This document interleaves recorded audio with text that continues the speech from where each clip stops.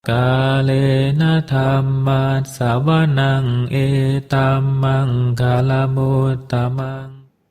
Pembacaan buku Be Happy masuk ke subbagian 02, masalah-masalah kita. Masih dari bagian 1, akar takut dan cemas. Judul buku Be Happy. Judul asal Why Worry. Penulis Sri Dhammananda, penerjemah Handaka Wijananda, penata Intan Dita Diwara, penerbit Ehipasiko Foundation, cetakan Oktober 2016. Baiklah, mari kita lanjutkan. Bagian 1, akar takut dan cemas. 02, masalah-masalah kita. Situasi yang sulit bisa ditangani dengan 2 cara. Kita bisa berbuat sesuatu untuk mengubahnya, atau kita hadapi saja. Jika kita mampu berbuat sesuatu, lalu kenapa khawatir dan kesal? Ubahlah saja. Jika tidak bisa berbuat apa-apa, juga kenapa khawatir dan kesal? Kecemasan dan kemarahan tidak membuat situasi lebih baik. Kuatkan pikiran untuk menghadapi masalah. Santi Dewa. Hidup adalah perjalanan yang penuh dengan masalah. Sepanjang kita hidup di dunia ini, masalah dan kesulitan akan menjadi bagian dan bingkisan pengalaman. Pada keadaan tertentu, kita mungkin terbekahi dengan kekayaan, ketenaran, sanjungan, atau kegembiraan. Kita juga mungkin berhadapan dengan situasi yang kurang menguntungkan, seperti kerugian, nama buruk, hujatan, dan penderitaan. Hidup berayun laksana pendulum. Satu ketika, ia berayun ke tempat yang enak, yang kita sambut dengan hati berbunga.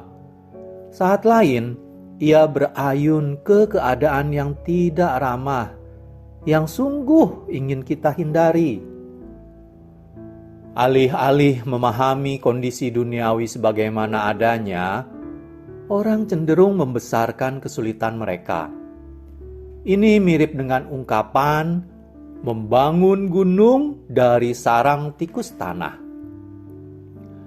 Ketika kehilangan barang atau orang yang kita cintai, orang merasa tak akan pernah bisa gembira lagi. Pada waktu diganggu maupun dikasari orang lain, mereka merasa tak pernah diperlakukan sekasar itu sebelumnya. Membawa luka itu dalam pikiran. Dengan bodoh, melekat pada rasa sakit itu. Dan terus menderita bersama pikiran sedemikian itu. Tidakkah lebih baik melepas pikiran seperti itu? Dan sadar bahwa seperti halnya semua yang datang akan pergi. Situasi-situasi yang tak menyenangkan itu juga akan berlalu suatu hari. Kita juga harus mengerti bahwa selalu ada cara untuk melepaskan diri dari kesulitan dalam hidup ini. Tak ada yang dikutuk untuk menderita seumur hidup, kecuali ia sendiri yang menghendakinya. Penting untuk dimengerti bahwa semua fenomena yang berkondisi, termasuk penderitaan dan semua masalah, selalu ada sebabnya. Tak ada yang bisa muncul dari suatu sebab yang berdiri sendiri. Setelah menyadari ini, kita bisa mengakhiri setiap dan semua kesulitan dengan menemukan akar dari masalah kita. Menghadapi kesulitan. Kebahagiaan bukanlah apa yang Anda miliki, tetapi bagaimana keadaan Anda. Kita tidak semestinya berkecil hati ketika menghadapi masalah. Sebaliknya, bertindaklah bijaksana dalam mengatasinya. Tidak seorang pun yang masih memikirkan keduniawian yang bisa sepenuhnya lepas dari masalah. Jadi, bukan orangnya yang membedakan seorang yang bijak dari yang tidak bijak, melainkan cara ia menghadapi masalah. Istri Sokrates yang dikenal berperangai buruk selalu mencari-cari kesalahan pada suaminya dan hampir tiap hari mencelanya. Suatu hari ketika sang istri telah menyelesaikan semua omelannya, Sokrates memuji istrinya dengan mengatakan bahwa dibandingkan hari-hari sebelumnya, kata-katanya pada hari itu lebih baik dan gayanya juga lebih menarik. Ini menunjukkan bagaimana orang bijaksana menghadapi tuduhan dan celaan dengan humor. Pandit Nehru suatu kali pernah berkata, "Kita harus menghadapi masalah dan menyelesaikannya. Kita mau tak mau harus menghadapinya. Tentunya dengan berdasar pada spiritualisme, tetapi jangan melarikan diri darinya atas nama spiritualisme." Ella Wilcox tersenyum menghadapi kesulitan hidup. "Cukup mudah untuk bergembira, tak kala hidup mengalun seperti lagu. Namun manusia yang mulia adalah ia yang bisa tersenyum ketika segalanya jadi salah. Karena kesulitan adalah ujian bagi hati yang selalu tiba bersama kala. Dan senyuman yang layak menerima pujian dunia adalah senyuman yang berkilau dari air mata." Dr. Rabindranath Tagore, penyair termasyhur India, dalam syairnya menjelaskan bagaimana menghadapi masalah tanpa takut dan cemas. "Semoga aku tak berdoa untuk dijauhkan dari mara bahaya, tapi agar tak takut menghadapinya. Semoga aku tak berdoa untuk diredakan dari rasa sakit, tapi demi hati yang menaklukkannya. Semoga aku tak berdoa untuk diselamatkan dari rasa takut, tapi bisa mengandalkan kesabaran untuk memenangkan keterbebasan." Sesuatu yang tak menyenangkan terjadi. Misalnya, milik kita yang paling berharga hilang atau rusak. Ada dua cara menghadapi kehilangan dan kerusakan. Kita bisa memilih untuk menyesalinya dengan menyalahkan diri sendiri atau orang lain. Atau kita bisa merelakannya saja dengan berkata, "Hal itu sudah tiada, sungguh sayang. Tapi buat apa membiarkannya membuat kita sengsara?" Lebih baik menyusuri apa yang menyebabkan hal itu hilang atau rusak, agar kejadian itu tak berulang pada kemudian hari. Kita juga bisa memikirkan bagaimana mengganti hal itu atau bagaimana menyelesaikan masalah yang timbul akibat kejadian itu. Jika kehilangan itu tidak berpengaruh pada orang lain, kita bahkan bisa mulai melakukan hal yang lain untuk melupakannya. Karena kejadian itu adalah sifat alami segala sesuatu yang berkondisi. Jika sesuatu yang tidak menguntungkan terjadi dan berada di luar kekuasaan kita, maka dengan didukung pengertian terhadap hakikat kehidupan, kita mesti memiliki keberanian untuk menghadapinya. Dengan kata lain, pakailah kerangka pikiran yang positif jika dihadapkan pada kesulitan, daripada menenggelamkan diri ke dalam keadaan negatif.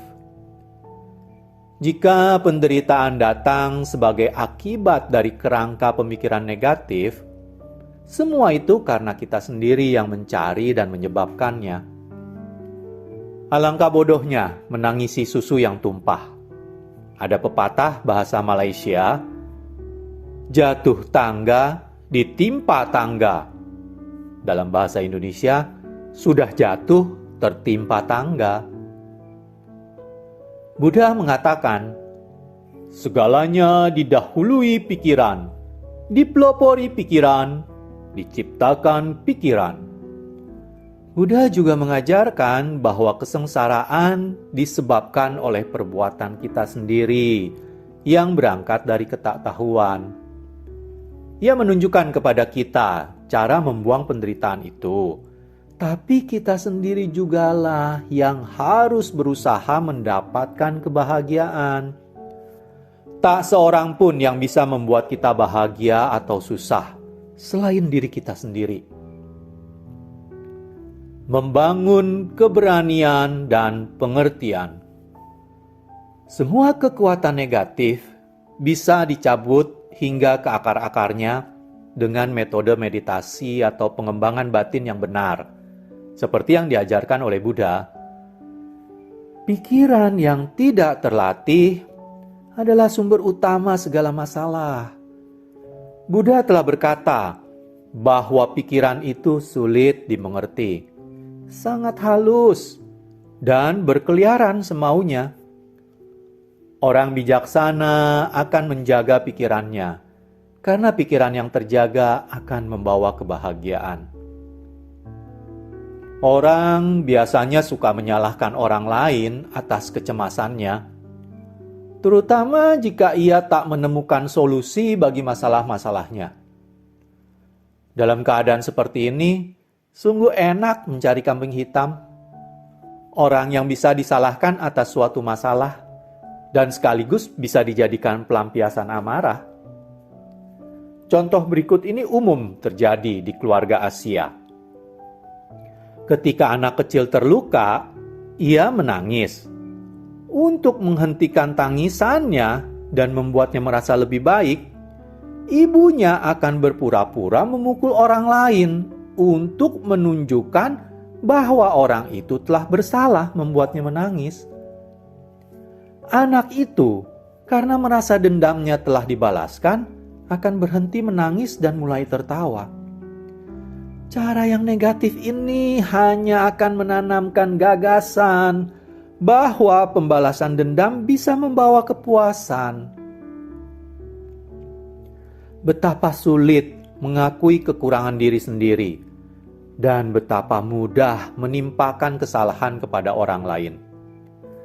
Bahkan ada yang menyenangi perbuatan seperti ini, meskipun ini jelas-jelas merupakan sikap yang salah. Jika dihadapkan pada persoalan yang buruk, kita mesti tidak marah pada orang lain. Kita mesti berusaha sebaik-baiknya untuk menyelesaikan masalah kita dengan hati-hati dan tenang. Selalu baik untuk diingat bahwa kalau orang lain bisa menciptakan gangguan yang membuat kita cemas, sesungguhnya tidak ada yang bisa menyebabkan kecemasan itu jika kita tahu menjaga diri dengan baik. Buddha berkata, musuhmu tidak bisa melukaimu lebih dari pikiranmu yang tidak terjaga. Namun, begitu terkuasai, tidak ada yang bisa lebih bermanfaat dari pikiranmu, sekalipun itu ayah, ibu, dan sanak saudaramu. Peringatan berikut dari seorang penyair barangkali bisa membantu kita menghadapi segala jenis masalah dengan keberanian tanpa rasa kesal dalam hati. Pupuk keyakinan dalam dirimu. Jika engkau tetap tenang, ketika yang lain lepas kendali dan menyalahkan, jika engkau bisa mempercayai diri sendiri, ketika yang lain meragukan dirimu, jika engkau bisa menanti dan tak lelah menanti, atau sekalipun dibohongi, namun tidak membohongi, atau sekalipun dibenci, namun tak membenci, tak terlihat terlalu baik, tak pula bicara terlalu bijak. Jika engkau bisa bermimpi dan tak menjadikan mimpi sebagai gurumu, jika engkau bisa berpikir dan tak menjadikan pikiran sebagai tujuanmu, jika engkau bisa bertemu kemenangan dan kemalangan dan memperlakukan keduanya sama, jika engkau bisa menumpuk semua kemenangan dan mempertaruhkannya dalam satu lemparan dan kalah, lalu mulai lagi dari awal tanpa mengembuskan sepatah kata kekalahan.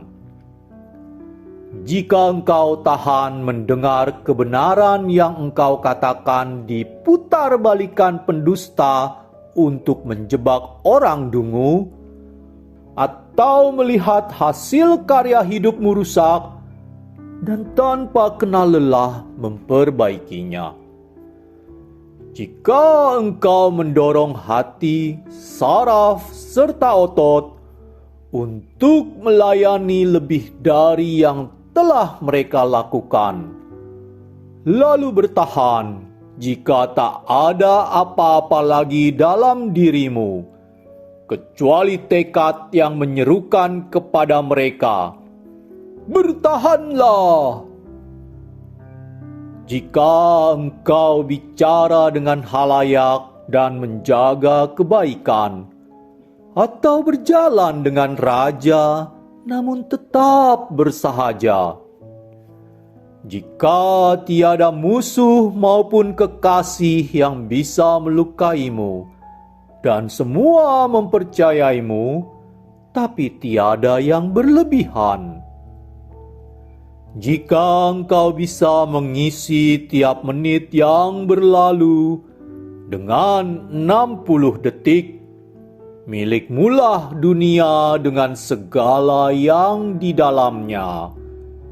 Dan lebih dari itu, engkau akan menjadi seorang laki-laki, anakku. Ketika kita dihadapkan pada rasa takut, diperlukan banyak keberanian untuk mengetahui sebabnya, dan keberanian yang lebih besar lagi untuk menerima kenyataannya.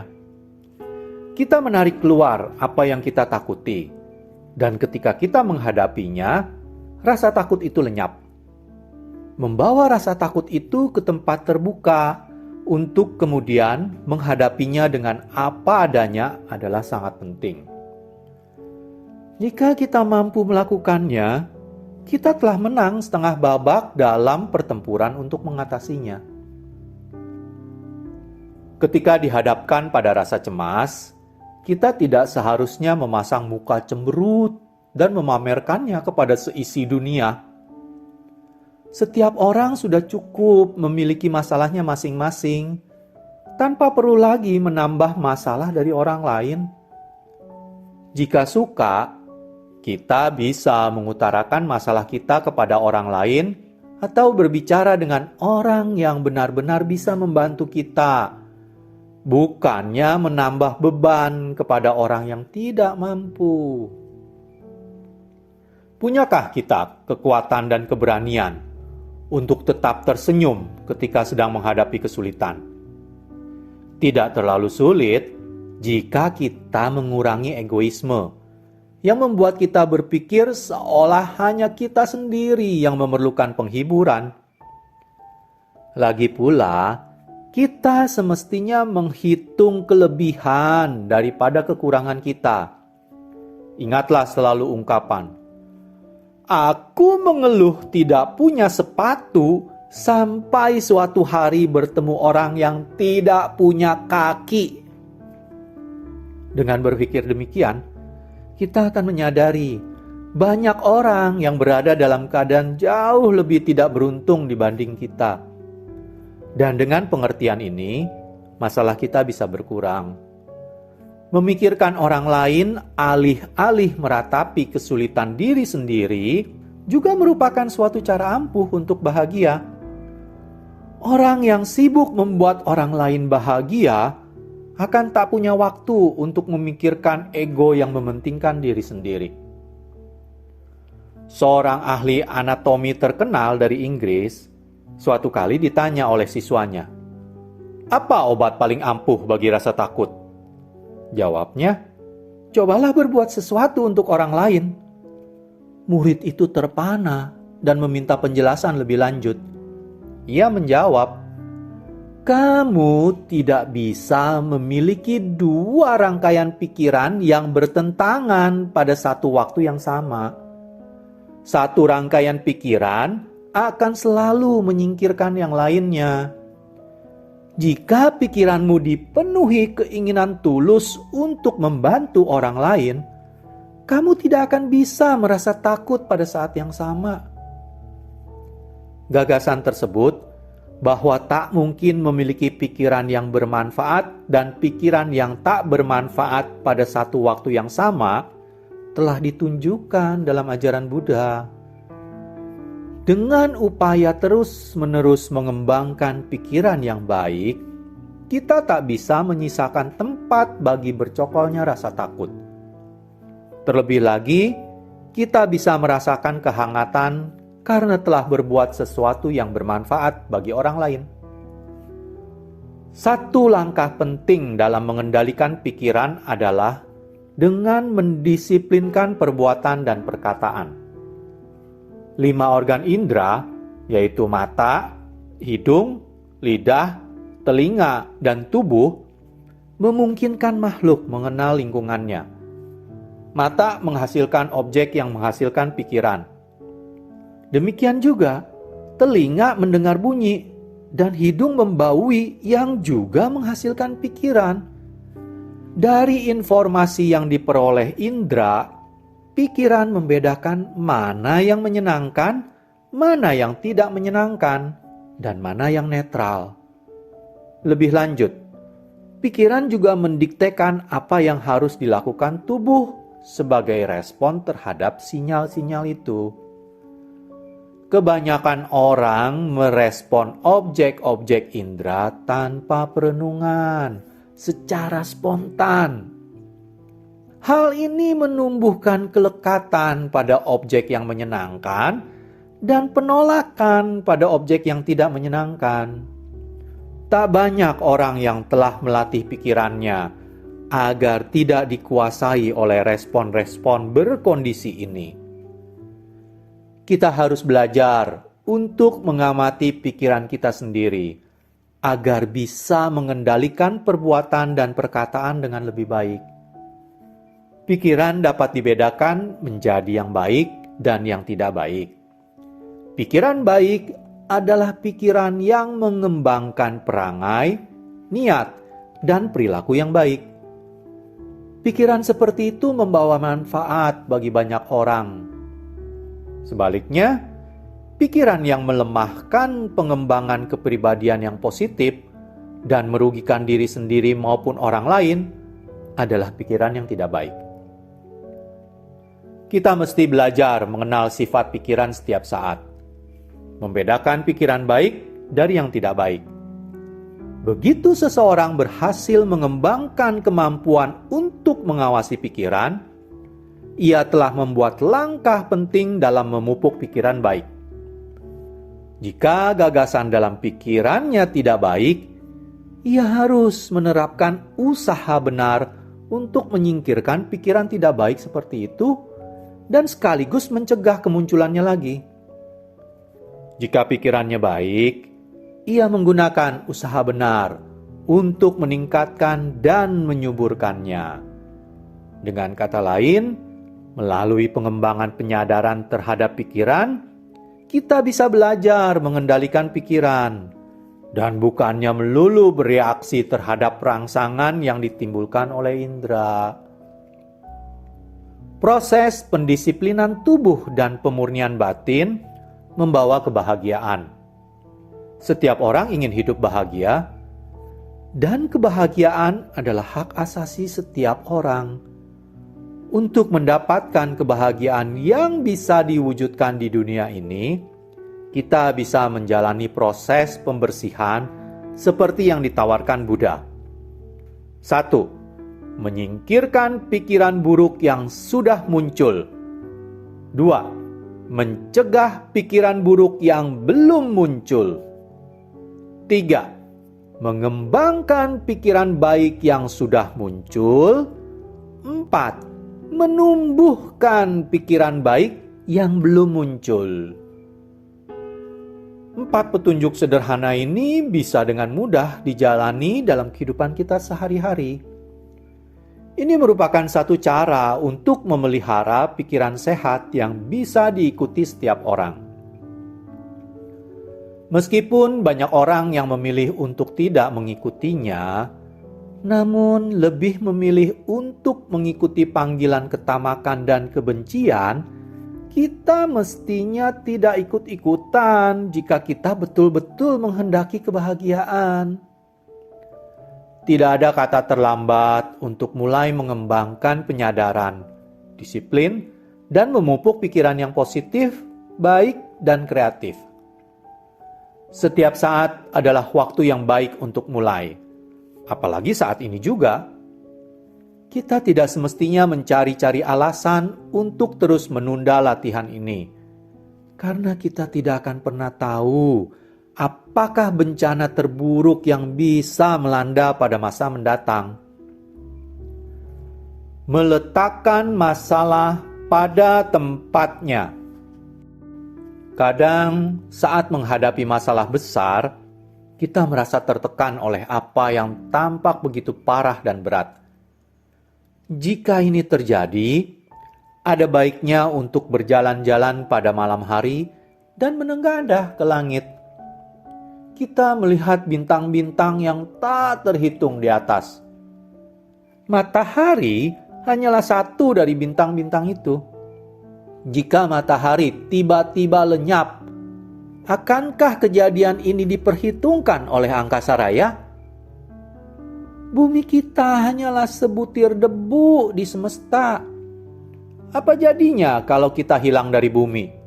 Apakah ada pengaruhnya? Orang-orang yang mengasihi dan teman-teman kita tentu akan merasa kehilangan untuk sesaat. Namun selain mereka, barangkali tidak ada lagi yang peduli-peduli amat. Tapi dibandingkan dengan diri kita, betapa kecilnya masalah yang kita hadapi jika kita bandingkan luas alam semesta dengan debu kecil matahari dan dengan debu yang lebih kecil lagi yang kita sebut bumi. Masalah kita sungguh renik dibandingkan itu semua. Jika kita bisa melihat masalah dengan cara pandang seperti itu, kita akan memahami faktor pertama dari Jalan Arya 8 faktor, yaitu pandangan benar atau memahami sesuatu sebagaimana adanya. Ini bisa juga berarti memiliki nilai-nilai yang seimbang, yakni tidak meletakkan diri kita lebih penting dari keadaan kita yang sebenarnya. Dan jika kita bisa mengembangkan cara pandang ini, kita akan tahu apa yang berarti dan apa yang tak berarti dalam hidup ini. Dan bahwa masalah kita yang datang dan pergi sungguh tak ada artinya. Renungilah sejenak kata-kata mulia dalam ajaran Islam berikut ini. Keyakinan adalah sumber kekuatanku. Kesengsaraan adalah kawanku. Pengetahuan adalah senjataku. Kesabaran dan kebajikan adalah jubahku. Nabi Muhammad. Kesulitan akan segera berlalu. Apa yang membuatmu meneteskan air mata pada hari ini akan segera terlupakan esok. Anda mungkin akan ingat pernah menangis, tapi mungkin tidak ingat persis kejadian yang membuat Anda menangis. Dalam menjalani hidup, kita membuang begitu banyak energi mental ketika berbaring pada malam hari. memikirkan apa yang telah begitu mengecewakan kita sepanjang hari. Kita memelihara kejengkelan terhadap seseorang dan terus memutar pikiran yang sama berulang-ulang. Setelah waktu berlalu dan masalah lain yang lebih berat datang, kita mungkin mulai bertanya-tanya, apa yang sesungguhnya membuat kita marah pada saat itu? Jika kita merenungi kekesalan kita terdahulu, kita akan terkejut ketika menyadari betapa kita dengan sengaja terus merasa sedih, padahal sebenarnya bisa menghentikannya dengan cara memikirkan atau melakukan sesuatu yang lain. Apapun masalah kita, betapapun beratnya, waktu akan menyembuhkannya. Namun, di samping menyerahkannya pada waktu, pasti ada yang bisa kita lakukan untuk mencegah diri kita terlukai sejak awal.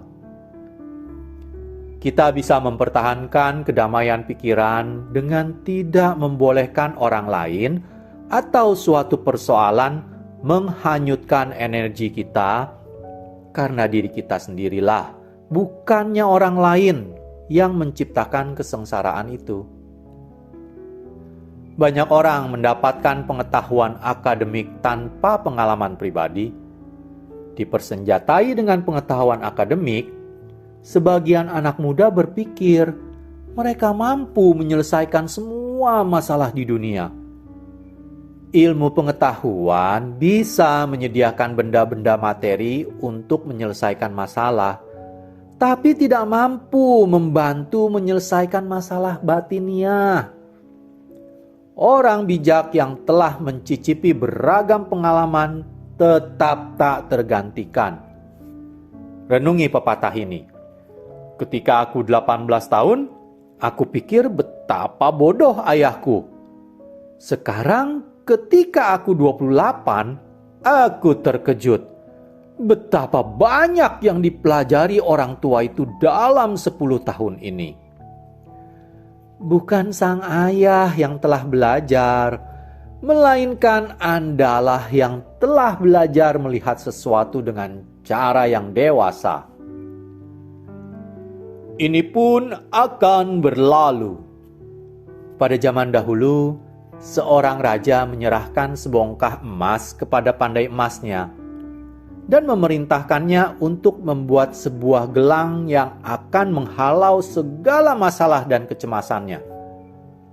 Setahun kemudian, si pandai emas datang menghadap dan mempersembahkan sebuah gelang emas polosan saja. Tentu saja sang raja kecewa. "Apa ini?" hardiknya. "Aku memberimu sebongkah emas untuk membuat gelang sakti untuk mengatasi segala masalahku. Tapi cuma ini yang kamu bikin?" Raja berteriak ke para pengawal, "Penjarakan dia!" Namun, sebelum para pengawal bertindak, pandai emas itu berkata dengan tenang, "Baginda, bacalah ayat di bagian dalamnya." Sang raja membaca ayat pendek yang terukir di gelang itu. "Ini pun akan berlalu." Betapapun beratnya suatu masalah, itu akan berlalu. Kita jadi lega jika menyadari bahwa seperti halnya kebahagiaan, penderitaan pun tidak pernah kekal adanya. Ini pun akan berlalu. Baiklah, kita sudahi part 2 pembacaan e-book Be Happy. Pada part 3, kita akan lanjutkan membaca sub bagian 1, tetap masih di bagian 1, yaitu sub bagian 03, Mengapa kita menderita. Terima kasih. Kalena dhammat savanang etammang kalamutamang